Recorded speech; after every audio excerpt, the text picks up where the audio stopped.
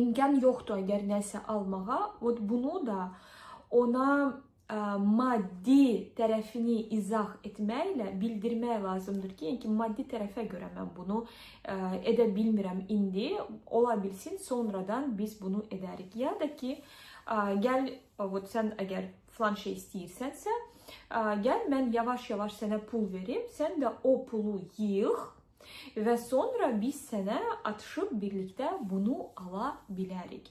Bu üsulla uşaqda yaranır maliyyə mədəniyyəti.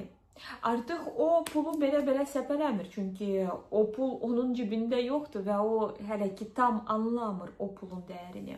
Amma nə vaxt pul gəldi ona və artıq o seçim edir, nəyi alım, nəyi almayım, götür qoy etməyə başlayır və həmin zaman çox lazımlı, çox güvənli bir fundament uşaqda yaranır. Artıq o pula başlayır sağlam və normal yanaşmağa.